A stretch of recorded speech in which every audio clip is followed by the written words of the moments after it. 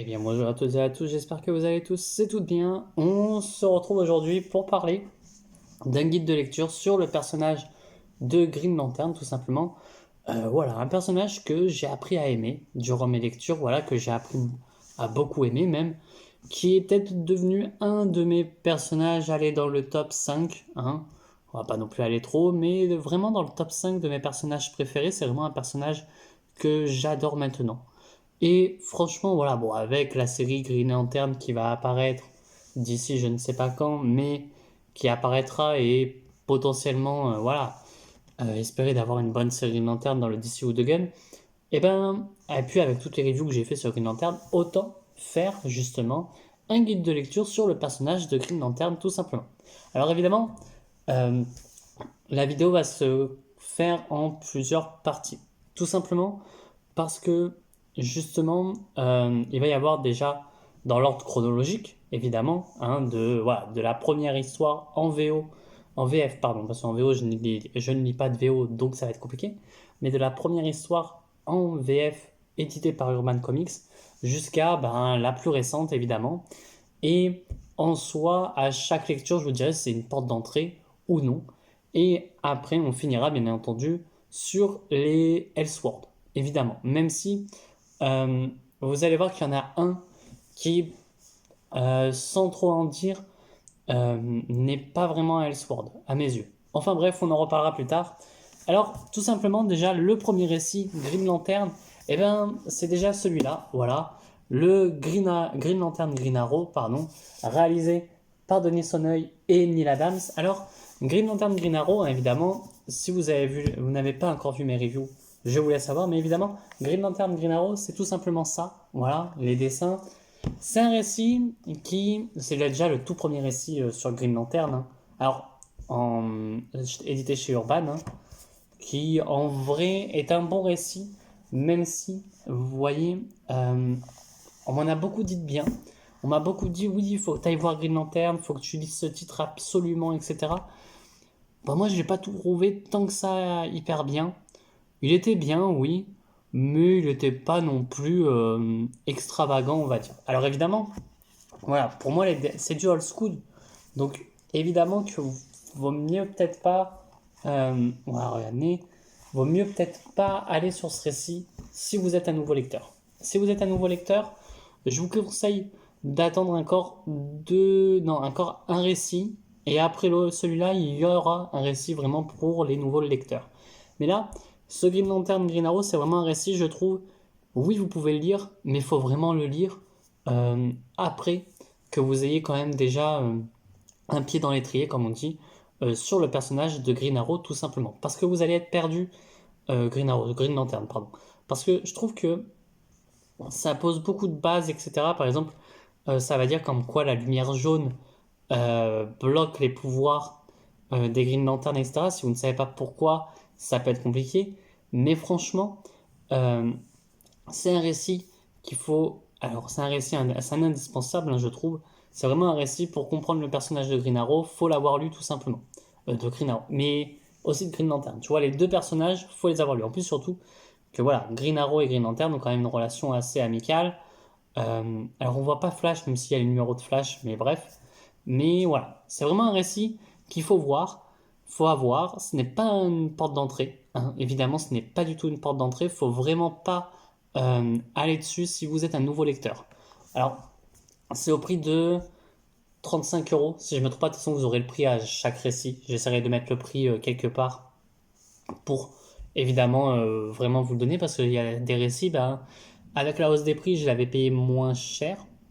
Mais évidemment, avec la hausse des prix, ça a changé. Enfin bref, voilà. Green Arrow, Green Lantern, un bon récit déjà dans l'ordre chronologique, c'est le premier récit à lire. Après, ce n'est pas une porte d'entrée, mais c'est quand même quelque chose qu'il faut avoir lu, je trouve, pour apprendre plus sur le personnage de Green Arrow. Mais aussi, c'est un personnage qui, pour moi, euh, c'est un récit, pardon, qui va nous en apprendre plus, comme je disais, sur le personnage de Arrow, sur Black Canary et sur Speedy. Vraiment, faut l'avoir lu. Pour moi, faut l'avoir lu, c'est un indispensable quand vous commencez le récit. Et évidemment, ce qu'il faut savoir, c'est que oui, si vous voulez aussi connaître Green Arrow, bon, j'ai fait une vidéo sur justement les comics à lire sur Green Arrow, et justement il était dedans, même si je l'avais pas encore lu, mais il était dedans. Donc vraiment lisez-le si vous avez déjà bien lu du Green Lantern. Alors évidemment, il y a un second récit Green Lantern à lire, et là franchement, je trouve que niveau porte d'entrée, ça reste une très bonne porte d'entrée, c'est tout simplement le Green Arrow, Green Arrow, je dis des conneries, je dis n'importe quoi. Le Green Lantern Emerald Twilight, qui est scénarisé, alors je vais vous dire les scénaristes évidemment, tout simplement par Ron Mars, et dessiné par, il y a Darren Banks, Bill Willingham, Fred Enies, Steve Core, Jamal Eagle, Derek Coin et Craig Hamilton. Alors franchement, déjà je trouve que les dessins sont tout simplement jolis et sublimes. Alors je vais vous montrer quelques pages. Alors évidemment, ça c'est un récit plus pour apprendre sur Kyle Rayner.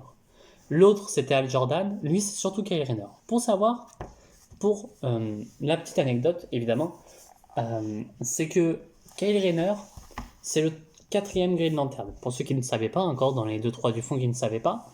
Et il faut savoir qu'il y a eu Al Jordan, il y a eu Guy Garner, il y a eu John Stewart et Kyle Rayner. Et après, on a Simon Baz, Jessica Cruz, Joe Mullen et la Teen Lantern, mais que pour moi, je ne compte pas. Hein. Teen Lantern, elle n'existe pas du tout. Hein. Mais ça, vous reverrez plus tard. J'en parlerai 30 secondes pour, voilà, si jamais vous voulez lire du Teen Lantern, mais bref. Voilà. Emerald Twilight, c'est vraiment le récit que vous pouvez commencer à lire si vous n'avez pas lu, pour moi, Green Lantern. Mais toutefois, c'est pas l'un des meilleurs pour commencer, à mon avis. À mon humble sens, c'est pas le meilleur pour commencer, tout simplement parce que il y aura quand même meilleur. Il y aura quand même meilleur, et vous savez, ceux qui connaissent très bien Green Lantern, c'est quoi le récit qui vient après, tout simplement, Emerald Twilight. Alors évidemment, il y a beaucoup de choses qui se passent entre-temps, hein. Mais voilà, je parle de Green Lantern, il y a peut-être des séries Justice League en VF, pardon, qui sont sorties sur Green Lantern, avec Green Lantern, pardon, ou d'autres séries où Green Lantern apparaît, mais je ne parlerai pas de celle-là dans cette vidéo, évidemment, parce que ce n'est pas un récit Green Lantern, c'est pas, voilà, il n'y a pas de Green Lantern, même si, du coup, je tricherai pour, bon, je me sens montré le comics, mais je tricherai pour 2 personnages, notamment Jessica Cruz et Teen Lantern, où justement Jessica Cruz, voilà, on en reparlera plus tard quand ça sera. Alors évidemment, Emerald Twilight, voilà, ça va parler de... Faut savoir que Coast City a été détruit. Coast City a été détruit, et tout simplement, cette dernière, Al Jordan essaye de la ramener avec son anneau, et il va devenir Parallax. Voilà, tout simplement. Même si pour moi, c'est compliqué de savoir réellement si c'est Parallax. Du coup, un anneau va être apporté justement à un nouveau porteur qui est justement Kyle Rayner. Et ce dernier, il va apprendre à devenir un Green Lantern pour s'affronter face à Parallax. Et évidemment, pour moi, dans ce récit, c'est vraiment une histoire sur Kyle Rayner. Si vous adorez le personnage de Kyle Rayner, foncez dessus parce que c'est vraiment l'un des meilleurs récits sur Kyle Rayner, je trouve. Après, j'ai pas dû en lire beaucoup, mais franchement, c'est un très bon récit. Et ce qu'il faut savoir, c'est que réellement, et voilà, c'est dans les comics, ça fait un spoil, c'est qu'à un moment donné, Kyle Rayner sort avec Donna Troy, et je trouve que ça apporte pas grand chose en fait. À la fin, c'est vraiment à la fin. Voilà, je vous montre une planche, mais voilà, dites-vous parce que, non, en fait, je vous le dis, je préfère vous le dire parce que, en fait, à un moment donné, tu as une page où tu as à toutes les pages, tu as ça, à toutes les pages, à la fin. Je sais pas pourquoi. Franchement, tu comprends pas. Alors, c'est Donna Troy, voilà. C'est pas un spoil, ça apporte rien à l'histoire, hein. Voilà, c'est Donna Troy qui attend Kyle Rayner. Voilà, tout simplement. Mais bon, bref. En fait, Emerald Twilight, franchement, je l'avais lu avant, justement, le Green Arrow Green Lantern, et ça m'avait pas tant choqué que ça en réalité. Donc franchement, pour moi, ce récit-là est une bonne porte d'entrée. Après, évidemment, d'autres personnes diront peut-être que, ah bah non, le Green Arrow, Green Lantern, faut le dire en tout premier, c'est une très bonne porte d'entrée. Et très bien, ça peut être une très bonne porte d'entrée, mais pour moi en tout cas, Emerald Twilight est une meilleure porte d'entrée que Green Arrow, Green Lantern, mais si dans l'ordre chronologique, bah faut avoir lu le Green Arrow, Green Lantern, ensuite le Emerald Twilight, et ensuite on va passer à un prochain comics. Et ce comics, tout simplement, c'est le Green Lantern de Geoff Johns. Alors ça, franchement, il y a 7 tomes, alors oui, ça fait beaucoup. Je crois que le tome 3, si je dis pas de bêtises, est en rupture. Pour le moment, je sais pas si Urban compte justement le ramener, le mettre, mais franchement, c'est d'une des meilleures portes d'entrée pour commencer Green Lantern. J'ai commencé par ça, et réellement, c'est une des meilleures portes d'entrée qu'il y a. Voilà, c'est vraiment la meilleure porte d'entrée. Franchement, faut aller dessus. Et en fait, ce qu'il faut savoir, c'est que pour moi, alors, vous verrez qu'il y a juste un récit, enfin 3 tomes d'un autre comics que je vais vous présenter après, qui sont entre le Green Lantern de Geoff Johns. Voilà, c'est ça. Mais franchement, alors par contre, attachez-vous bien au tome 1. Parce que, alors, je vais vous montrer les planches, hein, évidemment. Voilà, alors c'est vrai que dans le tome 1, j'avais zappé ça, mais il y a les petits aliens allemands qui arrivent. Voilà, c'est vraiment des aliens allemands. Hein. C'est des aliens qui parlent en allemand, tout simplement. Voilà, regardez juste ça, ces dessins-là. Hop. Franchement, foncez, et je vous dis bien foncez réellement sur le Green Lantern de Geoff Johns parce que voilà, on a du Hal Jordan, on a vraiment plein de persos, enfin on a vraiment plein de lore à Green Lantern qui est emmené dessus. Et franchement, c'est peut-être l'une des meilleures choses que une des meilleures choses que Geoff Johns a fait. Non, là j'ai une connerie. Geoff Johns, à chaque fois, je ne suis pas déçu par ce qu'il fait. Et vraiment, là, franchement, c'est du très très bon. Et vraiment, foncez dessus. Il n'y a pas grand chose à dire dessus. Faut vraiment. En fait, le tome 1, faut vous dire que le tome 1, faut s'accrocher énormément dessus. Parce que Geoff Johns, il va quand même te prendre par la main, mais faut suivre. Le tome 2, c'est bon, tu comprends. Après, ce qu'il faut savoir, c'est que le tome 3, il y a justement l'origin story de Hal Jordan. En vrai, vous pouvez acheter les 3 tomes, mais je me dis, si vous n'aimez pas déjà le tome 1, si vous achetez les 3 tomes, c'est compliqué, mais en vrai, vous pourriez commencer par le tome 3, l'origine de Hal Jordan, et reprendre au tome 1, et vous continuez après tome 1, tome 2, ce qui a été dans le tome 3 que vous n'avez pas lu, tome 4, tome 5, tome 6, tome 7. Mais ça serait compliqué. En plus, dans ce run de Geoff Johns, il y a justement cette fameuse Sinestro Wars qui, voilà, et je trouve, il y a 2 events qui se passent dans le run de Geoff Johns, la Sinestro Wars évidemment, mais aussi ce qu'il y a, c'est justement la Blackest Night.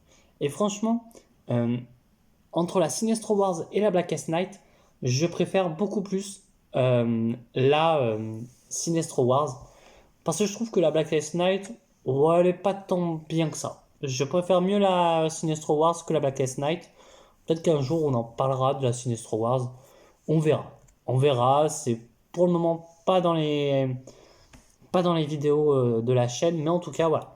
La Sinestro Wars est beaucoup mieux, je trouve. En plus, c'est le second tome de la Sinestro Wars, donc vraiment, voilà, c'est pas dans très longtemps. Mais voilà, c'est un gros pavé, hein, évidemment. C'est un pavé assez lourd, hein, évidemment. Quasiment les 7 tomes font ça. Faut savoir que avec le run de Geoff Johns, il y a eu beaucoup de changements. Évidemment, on va me dire lesquels. Bah, tout simplement, ça a recréé le lore évidemment, mais aussi Guy Gardner, faut savoir qu'avant il était alien, je crois qu'il est redevenu humain, si je me trompe pas, dans ce run. On a le retour de Hal Jordan, en même temps c'est écrit sur le titre, hein, à un moment donné, soyons pas cons. Et parce que Hal Jordan est mort, est devenu le spectre et Parallax, enfin voilà, tout ça. Mais voilà, si vous savez ça, vous pouvez commencer par Run de Geoff Johns. Évidemment, voilà, en 2011, il y a eu le reboot New 52. Et en fait, ce qu'il faut savoir, c'est que le début du run de Geoff Johns, pour moi, ne fait aucunement partie des New 52. En fait, pour moi, jusqu'au tome 6, enfin au tome 5, vous allez tome 1, 2, 3, 4, 5. Pour moi, c'est le run avant les New 52. Et à partir du tome 6, vous commencez l'ère New 52. Même si, voilà, Green Lantern, lui, n'a pas eu de reboot. Il y a eu quelques petits retcons, mais pour moi, Green Lantern n'a pas eu réellement de reboot, même si le Geoff Johns présent de Green Lantern est excellent, même si pour moi, Parce que voilà, moi j'ai commencé avec les New 52, pour moi il ne fait pas réellement partie des New 52. Même si voilà, les tomes 6 et 7 font partie réellement des New 52, pour moi tout simplement ça ne fait aucunement partie des New 52. Enfin bref, je pense que je vous ai perdu avec ça. On va passer à un autre récit. Parce que voilà, c'est un récit qui se vaut un petit peu, voilà. Comme je disais, c'est l'un des récits, parce que j'avais oublié qu'elle avait un deuxième, mais c'est l'un des récits qui se passe entre Job présente Green Lantern, la Sinestro Wars et justement la Blackest Night et un peu pendant la Blackest Night. Et ce récit tout simplement c'est le Green Lantern Corps. Alors Green Lantern Corps c'est en 3 tomes hein, chez Urban. C'est pas mauvais, c'est pas nul, c'est pas, enfin, pas bien. C'est pas nul, c'est ni mauvais, c'est ouais, allez. En fait, il faut le voir vraiment, moi je l'ai vu vraiment comme une sorte de DLC. Tu vois, c'est vraiment en fait, faut vous dire que déjà, vous ne suivrez pas Al Jordan, vous allez suivre surtout Guy Gardner et même John Stewart à un certain moment. Dans le tome 1, c'est plus Guy Gardner qu'on va suivre. Voilà, je vous montre quelques pages. Alors évidemment, euh, voilà, c'est bon, contre la pire page en vrai. Mais en fait, ce tome, voilà, c'est vraiment ce qui se passe entre la Sinestro Wars, tout simplement, et la, euh, la Blackest Night. Et le tome 3 est sur la Blackest Night tout court. Enfin, sur la Blackest Night. C'est ce qui s'est passé durant la Blackest Night, tout simplement. Est-ce que ça va vous spoil ouais.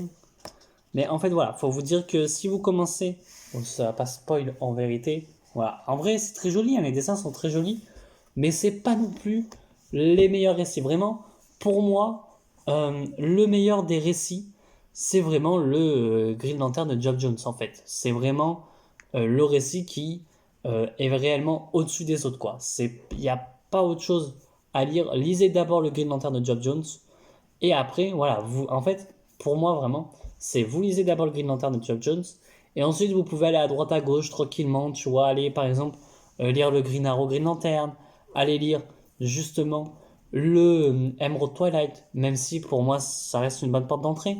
Mais voilà, si vous pouvez aller lire le Emerald Twilight, vous pouvez aller lire tout simplement ensuite le Green Lantern Corps, et on va parler d'un run encore parce que là, il n'y a pas grand chose à dire. En vrai, il n'y a pas grand chose à dire parce que je m'en souviens plus de ce run. Pour vous dire, je l'ai relu avant de faire ma vidéo sur Green Lantern, hein, sur le guide de lecture Green Lantern. Et ben, tout simplement, même après l'avoir relu, c'est un récit oubliable quand même. Mais c'est un bon récit, mais quand même assez oubliable. Voilà. Enfin bref, on va passer à un autre titre. Et ce titre, c'est une event. Mais, euh, voilà, c'est une event qui, pour moi, est assez intéressante. Mais c'est une des meilleures events, c'est écrit par Geoff Jones encore.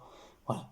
Donc, ce titre-là, c'est tout simplement le Brightest Day. Alors, avant qu'on me dise oui, Brightest Day, c'est pas un titre Green Lantern, c'est vrai, c'est pas un titre Green Lantern, mais étant donné qu'il y a la Blackest Night, je ne pouvais pas ne pas vous parler de Brightest Day. Brightest Day, c'est écrit par Geoff Jones, évidemment.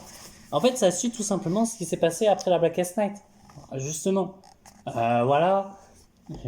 En fait, franchement, c'est un DLC. On n'en parlera pas des minutes dessus, hein, évidemment. Mais franchement, c'est une sorte de DLC entre gros guillemets, ce récit. Voilà, puis c'est super joli, il faut l'avoir lu. Parce que sinon, c'est un peu débile de ne pas l'avoir lu en vérité. Mais voilà, imaginez une sorte d'énorme DLC où justement vous avez la suite d'une énorme event. Même si la Blackest Night est une event assez bonne, je l'aime moins, mais la Brightest Day, j'aime beaucoup plus. C'est scénarisé par Geoff Jones et Peter Tomasi, hein, si je ne me trompe pas. Et au dessin, on a Ivan Reis, on a Patrick Gleason, on a Fernando Passarin, Adrian Siaf, Scott Clark et Joe Prado. C'est vraiment un récit qui, voilà, faut l'avoir lu. Après, c'est vrai que, et voilà, c'est vrai, à certains moments, vous avez des fois, ça va assez vite. À certains moments, tu sais pas trop ce qu'il faut faire ni quoi suivre, et ça va assez vite quand même dans ce que ça raconte. Enfin bref, voilà. Maintenant, on va passer à l'ère Rebirth, évidemment. Alors, on va me dire, oui, mais t'as pas fait l'ère New 52. Ben, le Geoff Jones présente Flash, en fait, il y a tout simplement l'ère New 52 dedans. et enfin dans les derniers tomes. Et c'est à l'intérieur de ces tomes-là, je crois que c'est le tome 6 ou 7 si je me souviens bien, ou j'ai les deux derniers en tout cas, où vous avez justement l'apparition, et peut-être que je vous dis une bêtise, et c'est dans les Justice League, mais c'est dans ce tome-là où vous avez justement Simone Baz qui apparaît pour la première fois. Et enfin pour justement, et avant d'arriver sur la Rebirth, alors je vous montre pas le comics parce qu'il est dans des cartons vu que je déménage, mais tout simplement, euh, il y a le Justice League de Geoff Jones, la guerre de Darkseid. Je sais plus si c'est ça. Bref, le titre réel. Et dans ce titre-là, vous avez justement Jessica Cruz, voilà, qui apparaît, qui est créé dans ce récit-là. Et franchement, déjà lisez le Justice League de Geoff Jones parce qu'il est très très bon. Et en fait, celui de Jessica avec Jessica Cruz, bah, il n'est pas dérangeant. Jessica Cruz, voilà, c'est une nouvelle Green Lantern, voilà. Je ne vous en dis pas plus pour ne pas vous spoiler ceux qui ne connaissent pas Jessica Cruz. Mais franchement, on la voit que dedans. Et par contre, dans l'ère Infinite, c'est pas dans le Dawn-of, hein, évidemment, c'est pour ça que je vous le dis. Elle devient une Yellow Lantern, même si du coup je ne comprends pas trop pourquoi. Mais bref. De toute façon, le Green Lantern Infinite n'est jamais sorti en VF. Voilà, c'est enfin le Green Lantern Infinite. Le Green Lantern de je sais plus qui, bref, on s'en fout. Parce qu'apparemment c'était mauvais. Et au pire des cas, est-ce qu'on n'est pas content que quelque chose de mauvais ne soit pas sorti? Enfin bref, voilà. On va passer maintenant à la Rebirth, comme je disais.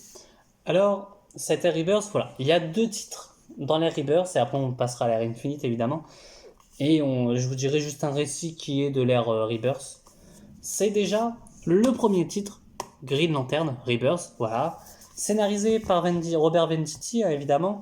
C'est un titre qui, pour moi, c'est un de mes gros coups de cœur. Voilà. C'est vraiment un de mes gros coups de cœur. On a Robert Venditti au dessin, Ethan Van Sciver et Rafa Sandoval. Pour moi, c'est l'un de mes coups de cœur. Parce que, voilà, justement, juste pour vous montrer quelques planches, hein, c'est vraiment le titre qui m'a fait encore plus aimer Green Lantern. J'aimais déjà bien, tu vois, à l'époque de Geoff Jones, mais voilà, c'était plus parce que c'était Green Lantern que j'aimais, parce que c'était Geoff Jones. Et en fait, aller sur la Rebirth, ça me faisait un petit peu peur, parce que tout simplement, pour moi, la Rebirth, il y a eu de la merde. Il y a eu beaucoup de merde, notamment avec le Superman Rebirth, le Wonder Woman Rebirth, hein, évidemment, le... il y a eu quoi d'autre? Batman Rebirth. Voilà. Il y a eu juste Flash, Green Arrow, Nightwing, pour moi, qui était excellent. Et jusqu'à ce que je lise Green et Flash, évidemment. Et jusqu'à ce que je lise le Green Lantern, et ben voilà. Dès que j'ai lu Green Lantern, ben, ça a été la révélation, évidemment. Ensuite, alors ça serait pour moi, en vrai, ça serait pas une porte d'entrée réelle. Même si vous pouvez le lire parce qu'il se passe quelque chose qui fait que, bah, vu qu'il y a eu un laps de temps entre les deux, vous pouvez le lire sans avoir lu autre chose. Mais lisez d'abord le Geoff Jones. Le Reverse, pourquoi pas? C'est pas non plus mauvais, je trouve, c'est même excellent. Voilà, ça sort du lot. Pour moi, après, je sais que beaucoup n'aiment pas le Green Lantern Rebirth, et je comprends totalement. Évidemment, voilà, franchement, c'est un guide de lecture, mais c'est un guide de lecture comme moi, voilà. Mais peut-être que certaines personnes diront que ce Green Lantern Rebirth, faut pas le lire du tout.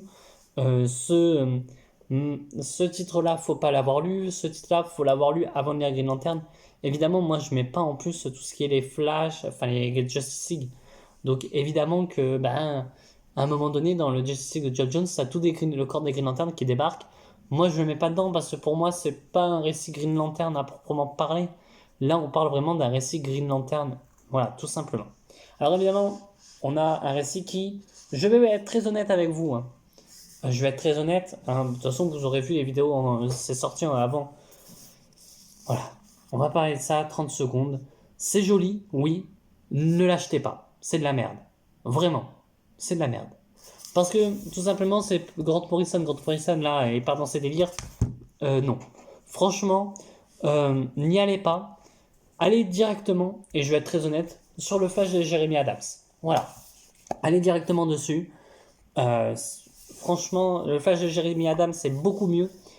Vous pouvez lire le Green Lantern Rebirth de Venditti, sauter le Grant Morrison, pardon, et lire celui de Jeremy Adams.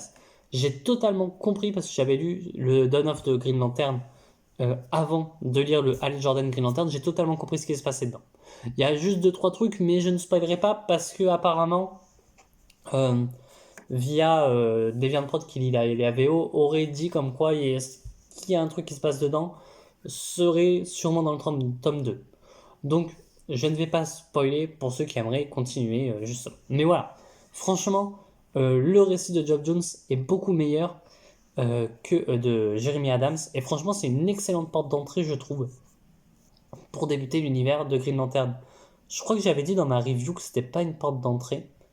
Mais en vrai, si. Faut juste savoir comme quoi il y a les planètes unies, il y a un délire avec les planètes unies, etc. Et c'est bon, en vrai. Après, oui, si vous ne connaissez pas du tout Hal Jordan, peut-être aller sur le Geoff Johns, évidemment. Mais franchement, c'est peut-être une des meilleures portes d'entrée, je trouve, avec celle de Geoff Johns. Robert Venditti, ce serait pas trop une porte d'entrée pour moi, mais ça reste un excellent comics. Alors évidemment, je vous ai pas parlé d'un titre et je l'avais dit que j'allais en parler, de Young Justice. Mais je vais pas en parler tant que ça, c'est réalisé par Michael Bendis. Et en fait, parce que justement, vous aurez des reviews sur Young Justice très bientôt qui arriveront sur la chaîne. Pourquoi je n'ai pas parlé de Young Justice? Parce que tout simplement, c'est pas une série Green Lantern, évidemment. Mais à l'intérieur, vous avez justement la Teen Lantern. Teen Lantern, que j'en ai rien à foutre du perso, mais je me dis, si les gens veulent la connaître, voilà, tout simplement, eh ben, vous pourrez aller dessus parce que Teen Lantern, voilà, c'est un personnage qui, du coup, a un lien avec les Green Lantern. Donc, techniquement, ah oui, je vous ai pas montré les dessins aussi par Jeremy Adams, mais on en reparlera juste 30 secondes après. Voilà, Teen Lantern, c'est pas un personnage hyper intéressant. Dans le Dawn of Green Lantern, vous avez ça en dessin, évidemment. Voilà. Franchement, c'est l'un des meilleurs titres aussi. Voilà, c'est vraiment... T'as vraiment l'ère Geoff Johns. Voilà, juste dit ça. T'as vraiment, pour moi, t'as l'ère Geoff Johns, l'ère Venditti et l'ère Jeremy Adams en meilleur récit Green Lantern. Après, évidemment, t'as le Emerald Twilight, mais je compte pas réellement parce que c'est pas un run entier, pardon. Et voilà, pour moi, voilà. Il y a un autre récit, même 2 récits que je vais vous présenter là. C'est plus des Elseworlds, même si le prochain que je vais vous présenter n'est pas réellement un Elseworld à mes yeux, parce que vous comprendrez plus tard si vous lisez le Dawn of Green Lantern.